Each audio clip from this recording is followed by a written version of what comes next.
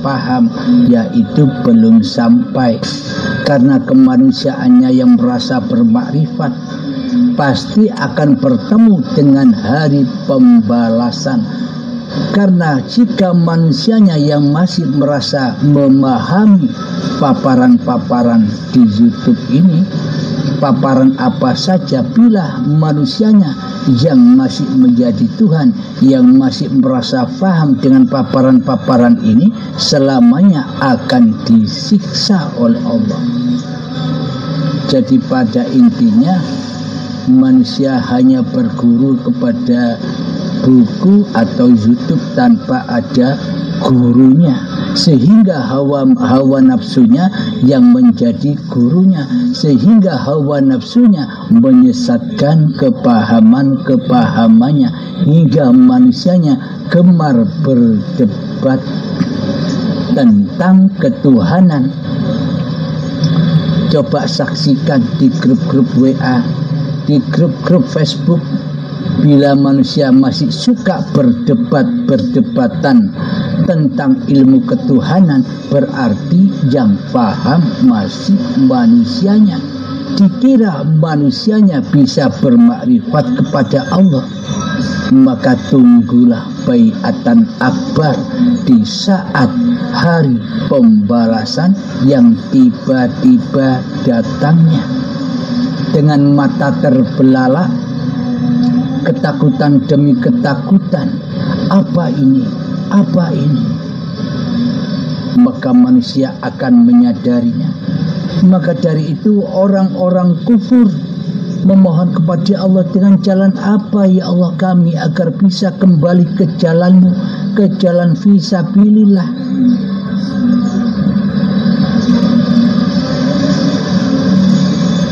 Ya, dengan jalan beriman kepada Allah yang benar-benar iman. Maksudnya yang sudah tiada lagi manusianya yang berkuasa. Jadi tak ada debat-debat lagi.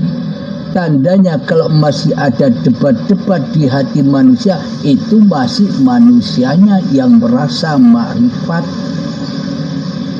Manusianya masih menjadi Tuhan, yang merasa dirinya sudah makrifat, padahal manusia itu tidak akan pernah bisa makrifat kepada Allah, karena manusia tidak ada. Bagaimana mungkin manusia bisa bermakrifat?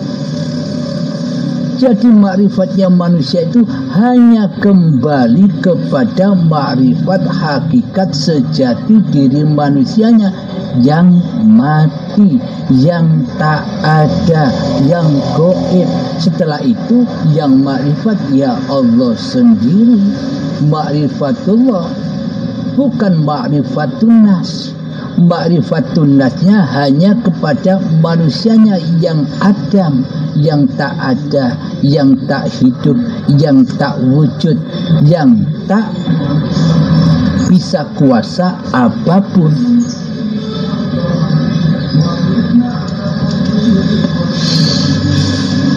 Jadi saksikanlah, Anda bisa menyaksikan sendiri. Anda bisa menilai sendiri. Yang kenal Allah atau yang belum kenal. Yang kenal Allah itu maksudnya ya Allah sendiri. Yang belum kenal Allah itu eto-etoi menungsani. Eto-etonya seolah-olah manusianya sudah tahu Allah. Inilah bahayanya hawa nafsu yang menyesatkan kefahaman manusia di dalam ilmu hakikat dan makrifat.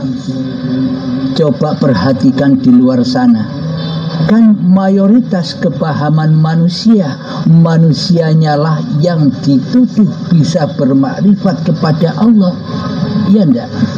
Bukan Allahnya, manusianya lah yang dituduh yang bisa bermakrifat kepada Allah.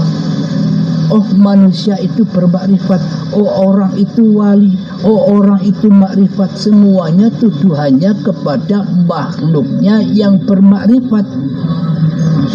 karena pemahamannya masih paham makhluk. Manusianya masih menjadi raja yang merasa paham atas semua tutur dan paparan, baik melalui bacaan atau baik melalui paparan di YouTube Uripe Allah channel ini. Jadi waspadalah dengan hawa nafsu Anda sendiri.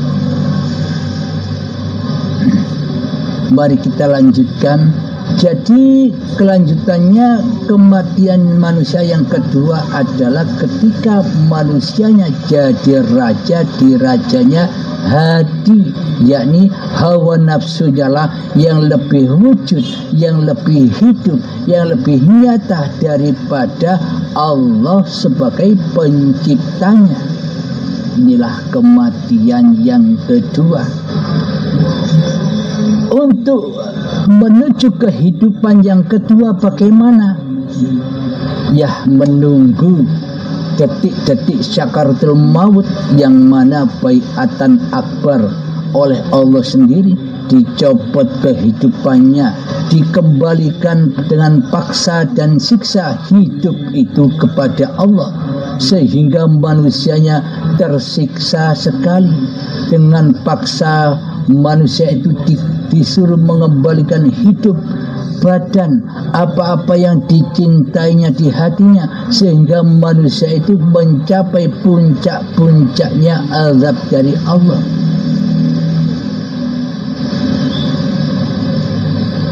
Kemudian setelah dicabut semua apa-apa yang diakui oleh manusia, meskipun dengan azab dan siksa yang amat pedih, pada intinya azab dan siksa yang pedih itu kan proses pensucian manusianya, disucikan kembali menjadi suci, disucikan dari pengakuannya selama ini, disucikan dari pengakuan hidupnya, disucikan dari kekuasaan hidupnya selama ini, sehingga suci kembali.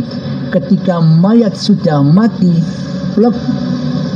lalu dimandikan, diwudukan oleh Allah, disolatkan oleh Allah, oleh hidup. Jadi bukan manusianya yang memandikan, jadi bukan manusianya yang mewudukan, jadi bukan manusianya yang mensolatkan. Itulah tanda kebesaran Allah. Jadi semua adalah lakunya hidup, lakunya hayatullah. Dan ketika manusia sudah jadi mayat, maka dibungkus dengan kain kafan yang putih. Itulah tanda kesucian kembali, tanda hidup yang kedua. Jadi hidup manusianya sudah lebur, hancur, kembali ke alam ketiadaan, kembali ke alam kegoiban, maka bangkitlah hayatullah, kembali ke rahmatullah. Itulah hidup yang kedua. Setelah hidup yang kedua, dikembalikanlah kepada Tuhannya. Jadi semua manusia, siapapun itu, ini keterangan yang agak aneh tapi nyata. Jadi seluruh manusia, siapapun dan apapun agamanya, bila sudah tiada, bila sudah mati, maka sudah selesailah peran-perannya di dunia ini. Selesailah peran kekhalifahannya di dunia ini. Selesailah peran wakil-wakil hidup di dunia ini. Maknanya inna lillahi, dari kulah yang suci, dari tanah sampai menjadi bayi itu dari Allah, dari kulah yang suci, karena di situ hanyalah yang ada hayatullah. Wa inna ilaihi raji'un, dan ku kembalikan kepada kulah yang suci semua apa yang telah aku ciptakan. Jadi manusia bila sudah jadi mayat, sama halnya seperti jadi bayi lagi, pulang kepada asal usulnya, yakni tanah, yakni kesucian. Yakni kesucian Allah sendirilah yang memproses semua kejadian itu. Jadi seluruh manusia yang sudah mati, yang sudah jadi mayat, yang sudah tak ada hidup dan pengakuan diri manusianya, semuanya sudah selamat, sudah selesai panggung-panggungnya, sudah selesai gelar-gelarnya, sudah selesai cerita-ceritanya. Maka Allah akan menciptakan manusia yang baru lagi, manusia yang baru lagi yang akan datang dan sampai akhir zaman. Maka kita ilustrasikan begini. Ayo kita pakai logika, karena manusia butuh logika. Karena manusia itu menerima dengan hal yang logika. Contoh, ketika bayi kita kan masih belum ada, meskipun syariatnya kita sudah ada, sudah terlahir ke dunia ini saat bayi, tapi hakikatnya kita belum ada, kita belum terlahir hingga detik-detik akil balik. Lahirnya manusia kita, datangnya manusia kita kan setelah makan buah khuldi, setelah makan buah pengakuan diri. Ini hidupku, ini badanku ketika kita TK di usia 5 tahun sampai 7 tahun. Itulah saat kita lahir ke dunia ini secara hakikatnya. Kalau syariatnya masih bayi, hakikatnya ketika sejak datangnya detik-detik akil balik, itulah kita terlahir. Jadi ketika kita masih bayi kan belum ada. Coba bayangkan kepada masing-masing diri Anda yang mendengarkan pemaparan ini. Ketika badan-badan Anda semua masih bayi, kan Anda belum ada. Bagaimana mungkin Anda bisa merasakan anugerah dan bencana? Anda bisa merasakan taat dan maksiat, Anda bisa merasakan baik dan buruk, sedangkan Anda belum ada, belum datang ke dunia ini. Jadi ketika bayi Anda baru lahir, bayi yang suci itu, saya ambil bayi Anda, saya taruh di depan saya, dan saya ambil pedang yang tajam, lalu ku cacah bayi Anda, ku potong kecil-kecil sampai hancur. Bayi Anda ku potong kecil-kecil sampai hancur. Kira-kira Anda semua merasakan sakit dan siksa? Coba Anda hayati, coba Anda renungkan di dalam hati. Apakah mungkin Anda merasakan sakit dan siksa sementara Anda belum ada? Anda belum wujud. Pengakuan diri Anda belum ada, belum datang. Kira-kira ketika bayi Anda kucacah dengan pedang sampai lembut, apakah Anda merasakan sakitnya dan siksanya? Kan tidak, karena Anda tidak ada. Bagaimana mungkin Anda bisa merasakan sakit dan siksa sementara Anda tidak ada? Jadi yang bisa merasakan sakit dan siksa itu ketika kita mati jiwanya, ketika kita mulai makan buah khuldi, itulah siksa dan sakit. Jadi sakit dan siksa itu ada ketika diri manusia kita masih menjadi Tuhan. masih menjadi penguasa di dalam hati ini, itulah yang dimaksud sakit dan siksa.